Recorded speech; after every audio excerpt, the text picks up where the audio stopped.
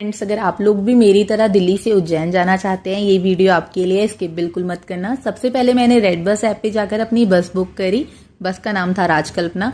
बस की टाइमिंग थी 8:30 टू मॉर्निंग 9 और बस में काफ़ी कंफर्टेबल जर्नी रही गाइज हमारी।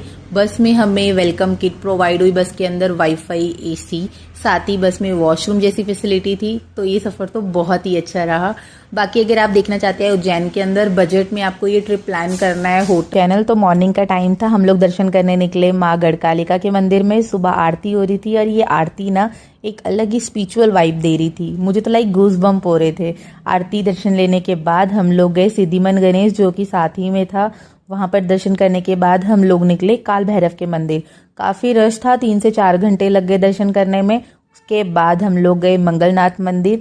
मंगलनाथ मंदिर में 1 से 2 घंटे में हमें दर्शन हो गए थे। का टाइम था, हम लोग रामघाट पे पहुंचे क्योंकि यहाँ पर शाम के टाइम ना शिप्रा आरती होती है और उज्जैन की पवित्र धरती पर शिप्रा मैया की आरती का सुकून ही अलग है। यहाँ पर ना लोगों ने दीपदान कर रखे थे। इन जलते हुए दियों को देखकर लग रहा था जैसे कि स्वर्ग यहीं पर है। आरती अटेंड करने के बाद हम लोग निकले माँ हरसिद्धि के मंदिर। इस मंदिर को ना मनोकामना के नाम से जाना जाता है कि आप अगर कोई भी मनोकामना लेकर आएंगे तो यहाँ डेफिनेटली वो मनोकामना पूरी होगी। 1100 दिए यहाँ पर एक साथ जलाए जाते हैं। साथ ही यहाँ पर ये घंटियों का जो शोर और ये गूंज थी ना, उज्जैन में शाम के टाइम पे सबसे बेस्ट जगह है एक्सप्लोर करने के लिए महाकाल कॉरिडोर। और अगर आप महाकाल कॉरिडोर आते हैं तो ये बिल्कुल स्किप मत करना। 7 से 7:30 बजे का आधे घंटे का फाउंटेन शो होता है। ये फाउंटेन शो देखना, इसमें आपको उज्जैन के मंदिर का पूरी हिस्ट्री बताई जाती है और महाकालेश्वर जी यहाँ के राजा कब और कैसे बने। विक्रमादित्य महाराज जी का सिंहासन वहाँ पर स्थापित है महाकाल कॉरिडोर के पास। इसके क्या रीजन है, पूरी हिस्ट्री इस फाउंटेन शो में बताई जाएगी, तो इसको बिल्कुल स्किप मत करना। भक्ति में तल्लीन हो गया। माँ के बार बार बुलाने के बावजूद वो अपनी पूजा में एकाग्र रहा। उसकी श्रद्धा से प्रसन्न होकर भगवान शिव स्वयं उसके घर लिंग के रूप में प्रकट हुए। इस बालक की भक्ति से प्रभावित होकर चंद्रसेन सहित अन्य राजा भी वहां पहुंचे, जहां स्वयं भगवान हनुमान ने भी दर्शन देकर उद्घोष किया कि इसी वंश में नंद जन्म लेंगे, जिनके पुत्र होंगे विष्णु भगवान के अवतार श्री कृष्ण। ये परंपरा न केवल बाल भक्ति की प्रतीक है, बल्कि गुरु शिष्य परंपरा, तांत्रिक साधनाओं और क्रमिक पूजन की विधियों से भी जुड़ी है। मंदिर परिसर में स्थित एक छोटा मंदिर श्री गोपोबालेश्वर महादेव मंदिर आज भी इस घटना की स्मृति को संजोए हुए है। महाकाल जो हर परमाणु और कोशिका में है, हर पल हर क्षण में। महाकाल जो है इस महानगर उज्जैन और नदी शिप्रा के कण कण में। आइए सुने उसी पावन नदी शिप्रा से महादेव की अद्भुत गाथा।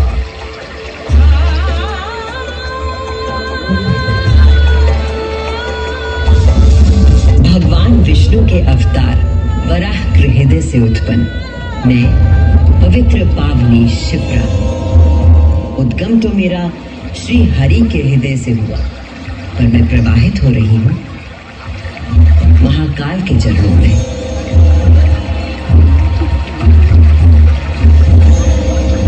पुराणों में मुझे कई नाम। उज्जैन में दर्शन करने के बाद आज हम निकल रहे थे ओंकारेश्वर जी के दर्शन करने के लिए। साथ ही कहा जाता है कि अगर उज्जैन दर्शन करने के बाद आपने ओंकारेश्वर जी के दर्शन नहीं करे ना, तो यह यात्रा अधूरी मानी जाती है। ओंकारेश्वर मंदिर और उज्जैन के बीच का जो डिस्टेंस था 145 किलोमीटर का था और ये डिस्टेंस कवर अप करने में हमें 4 घंटे लग गए। लोकल बस स्टैंड से हमने सुबह 10 बजे बस ली। बस ने 2 बजे हमें ओंकारेश्वर उतारा। वहां से हमने नियर बाय होटल बुक किया और हम चले गए नर्मदा घाट पे। घाट पे जाने के बाद हमने बोटिंग करी और बोट वाले भैया ने हमें बताया कि यहाँ पर 2 नदियों का संगम एक साथ होता है, अलकनंदा और नर्मदा। साथ ही यहाँ पर नर्मदा का डैम भी है और उन्होंने हमें बताया कि 8 साल बाद जो कुंभ लगता है वो उज्जैन में लगता है, यहाँ नर्मदा घाट पे। और 2028 का जो कुंभ का मेला है वो भी यही लगेगा। गाइस, नर्मदा घाट एक्सप्लोर करने के बाद हम लोग आ गए थे ओंकारेश्वर जी के दर्शन करने के लिए। हम लोग लाइन पे लगे, काफी लंबी लाइन थी, 3 से 4 घंटे लग गए हमें दर्शन करने के लिए और हमें दर्शन हो भी गए। कहते हैं ओंकारेश्वर महादेव जी के दर्शन जीवन की सारी रुकावटें दूर कर देते हैं। हमें तो इनके दर्शन हो गए थे। जैसे ही हम दर्शन करके एग्जिट हो रहे थे, नीचे उतरे, हमने देखा कि घाट पे मां नर्मदा की आरती शुरू हो गई थी। तो ओंकारेश्वर की नर्मदा आरती एक रस्म नहीं है यार। अगर आप लोग आएंगे ना, आरती देखने के बाद ना ऐसा लग रहा था जैसे मन पवित्र सा हो गया। एक ना अनुभव ही अलग था इस आरती को देखने के बाद। अगर आप लोग भी उज्जैन आते हैं और ओंकारेश्वर आएंगे उसके बाद, तो ये आरती बिल्कुल स्किप मत करना। आरती अटेंड करने के बाद हम लोग वापस होटल में चले गए थे। अगली सुबह हम उठकर सबसे पहले पहुंचे ममलेश्वर महादेव जी के दर्शन करने। जी हाँ, कहते हैं कि ममलेश्वर महादेव के दर्शन के बिना ओंकारेश्वर की यात्रा भी अधूरी मानी जाती है। ये एक ज्योतिर्लिंग है जो कि इन 2 जगहों से मिलकर बना हुआ है। ओंकारेश्वर मंदिर जो है वो पूरा ओम की शेप में बना हुआ है। सुबह ममलेश्वर के लिए लाइन में लगे, ज्यादा लंबी लाइन नहीं थी, बहुत ही अच्छे से हमें ममलेश्वर में महादेव जी के दर्शन हुए। हर हर महादेव। अगर